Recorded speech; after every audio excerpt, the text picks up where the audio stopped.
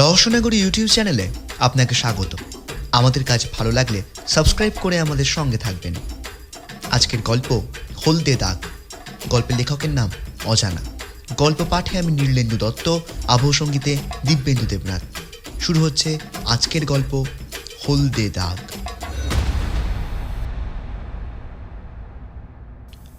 সময়টা আশ্বিনের মাঝামাঝি।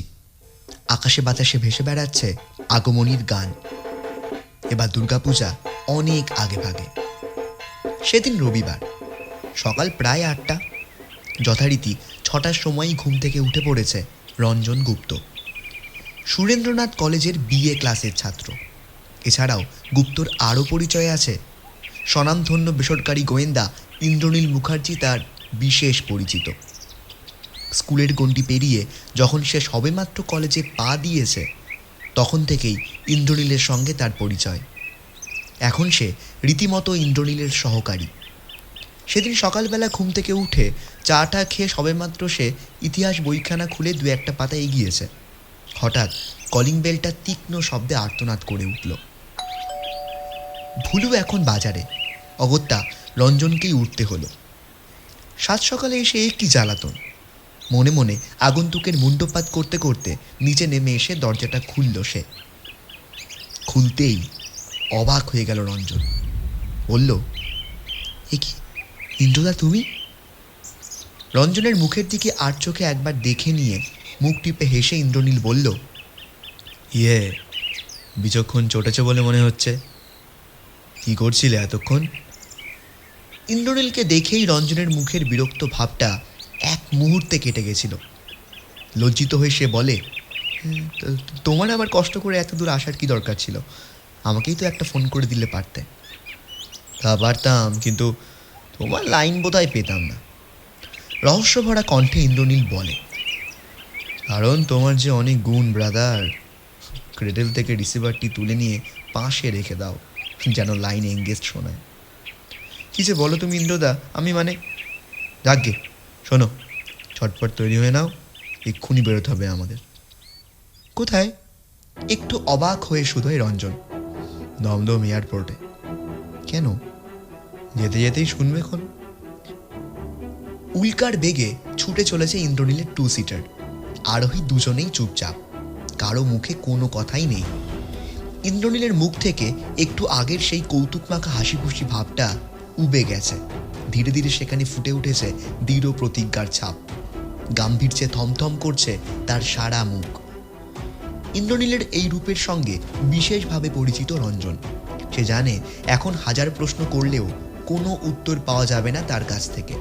সুতরাং মনে মনে ভীষণ কৌতূহলী হলেও চুপ করেই থাকা শ্রেয়। আরও কিছুক্ষণ ওইভাবেই কেটে যায়। হঠাৎ একসময় ইন্দ্রনীল বলল, রঞ্জন, দস্যু সম্রাট অরিন্দমের নাম তুমি নিশ্চয়ই শুনেছ, এবং এও নিশ্চয়ই জানো লোকটাকে ধরবার জন্য শুধু কলকাতার পুলিশ মহলই নয়, অন্যান্য দেশের পুলিশ বাহিনীও নাস্তানাবুদ হচ্ছে বেশ কিছুদিন হলো। লোকটার কার্যকলাপ এমন অমানুষিক, ছদ্মবেশ ধরতেও তেমনই সে ওস্তাদ।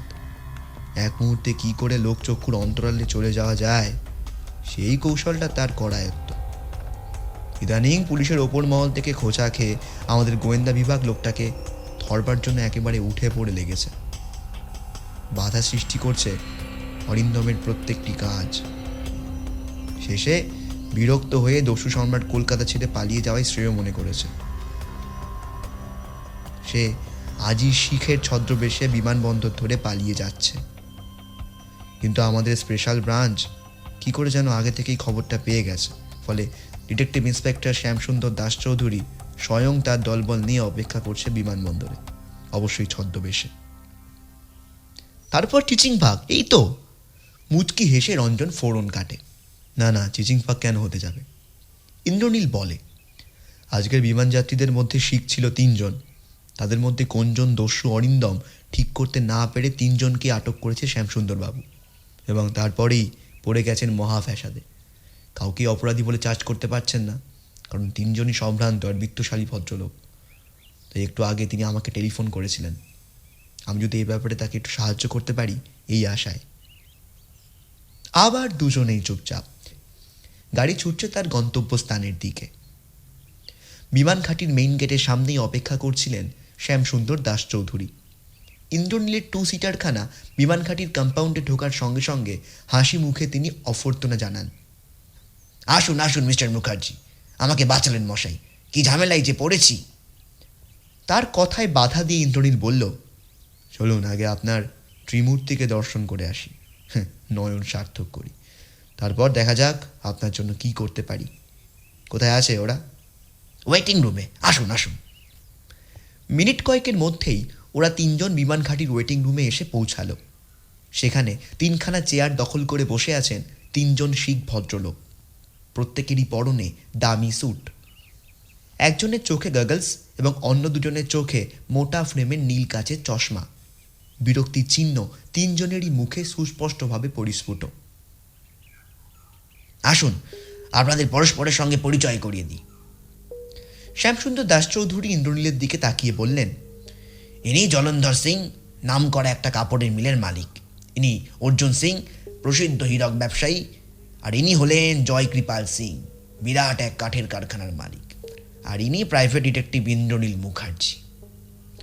মামুলি সৌজন্যের মৃদু হাসি হেসে নমস্কার বিনিময় করার পর অর্জুন সিং বিরক্তি ভরা কণ্ঠে বললেন, এভাবে অযথা আমাদের আটক করে হয়রান করার মানেটা কি মিস্টার মুখার্জি?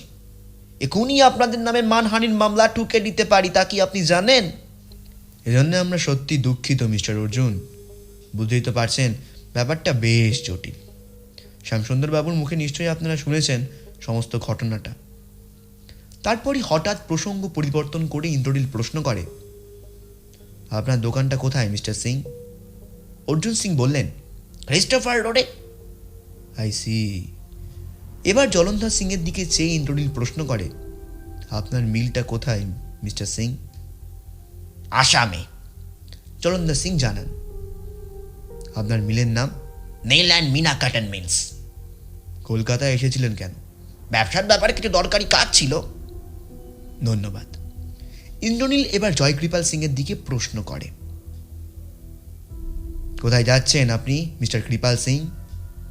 হিন্দি, বাংলা আর পাঞ্জাবি ভাষার সংমিশ্রণে এক অদ্ভুত খিচুড়ি সৃষ্টি করলেন জয়কৃপাল। বললেন, আমি ইম্ফলে যাচ্ছি। নিজের ব্যবসার খাতিরে নিশ্চয়ই? হ্যাঁ, ব্যবসার খাতিরে। আপনার কারখানাটা কোথায়? ও তো টাবিন রোডে আছে। ধন্যবাদ মিস্টার কৃপাল সিং, আমার আর কোনো প্রশ্ন নেই। এই বলেই এক অদ্ভুত কাণ্ড করে বসলেন ইন্দ্রনীল, যা একেবারেই তার স্বভাব বিরুদ্ধ। রঞ্জনের দিকে তাকিয়ে বলল, তোমার কাছে সিগারেট আছে রঞ্জন? একটা দাও তো। রঞ্জন অবশ্য হয়ে যাবারই কথা। জীবনে যাকে সিগারেট ছুঁতে দেখেনি, হঠাৎ সে যদি সিগারেট খেতে চায়, তাহলে কেনই বা অবাক হবে না সে? মনের মধ্যে নানান এলোমেলো চিন্তা দেখা দিলেও মুখে কিন্তু সে কিচ্ছু বলল না। শার্টের পকেট থেকে সিগারেটের প্যাকেট বের করে তার থেকে একটা সিগারেট নিয়ে ইন্দ্রনীলের দিকে বাড়িয়ে দিল রঞ্জন। অনুভ্যস্ত হাতে সিগারেট ধরালো ইন্দ্রনীল। কয়েক সেকেন্ড নীরবেই কেটে যাওয়ার পর হীরক ব্যবসায়ী অর্জুন সিং হঠাৎ বলে উঠলেন, আমি একটু বাথরুমে যেতে পারি মিস্টার মুখার্জি? ইন্দ্রনীল নীরবে সম্মতিসূচক ঘাড় নাড়তেই লম্বা লম্বা পা ফেলে বাথরুমের দিকে অগ্রসর হন অর্জুন সিং। প্রায় মিনিট 10 বাদে তিনি ফিরে আসেন বাথরুম থেকে।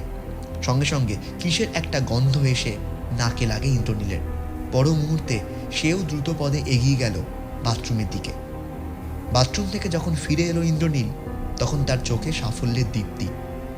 সহসা চাপা গর্জনের সুরে সে বলে ওঠে, your game is up Arjun Singh, ওরফে দস্যু অরিন্দম সাহানি। মুহূর্তের জন্য অর্জুন সিং যেন একটু চমকে উঠল। ইন্দ্রনীলের ইশারায় শ্যামসুন্দর বাবু এগিয়ে যান অর্জুন সিংয়ের দিকে। সহসা গর্জে উঠল ইন্দ্রনীল, হাতে তার উদ্যত রিভলভার। পকেটে হাত ঢোকানোর চেষ্টা করবে না অর্জুন সিং। শ্যামসুন্দর বাবু ও পুলিশের দল ততক্ষণে অর্জুন সিংয়ের 2 হাত ও কোমর চেপে ধরেছেন। আমি অরিন্দম? তাজ্জব কাণ্ড! ভুল করছেন মিস্টার মুখার্জি। কি করে বুঝলেন যে আমি দস্যু অরিন্দম? এ ভুলের প্রায়শ্চিত্ত আপনাকে সুদে আসলে করতে হবে, জানেন তো? অর্জুন সিংয়ের গলায় তেজ ও বিস্ময় ফুটে উঠল একসঙ্গে। একটু হাসলো ইন্দ্রনীল, হেসে বলল, এই শিখের ছদ্মবেশ নেওয়াটাই তোমার ভুল হয়েছিল অরিন্দম।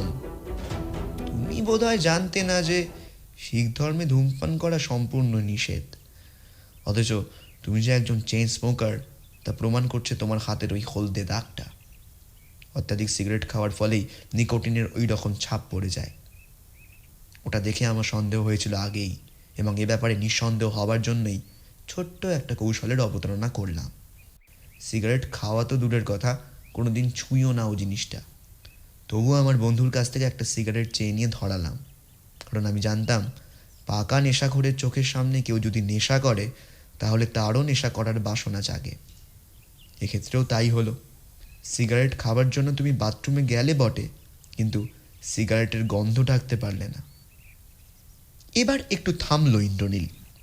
পকেট থেকে নস্যির ডিবে বার করে পুরো এক টিপ নস্যি দুনাকে ছিদ্রে চালান করে দিয়ে ইন্দ্রনীল এবার শ্যামসুন্দর দাস চৌধুরীকে বলল, আমার কাজ শেষ মিস্টার দাস চৌধুরী, আমি এখন চলি। এসো রঞ্জন। আর এখানেই শেষ হচ্ছে আজকে আমাদের গল্প হলদে দাগ। গল্পের লেখকের নাম অজানা, গল্প পাঠে আমি নীলেন্দু দত্ত, আবহ সঙ্গীতে দিব্যেন্দু দেবনাথ। আরও এরকম গল্প শুনতে হলে সাবস্ক্রাইব করুন রহস্যনগরী ইউটিউব চ্যানেলটিকে। আমরা খুব শীঘ্রই আরও একটি রোমাঞ্চকর গল্প নিয়ে আপনাদের সামনে হাজির হব।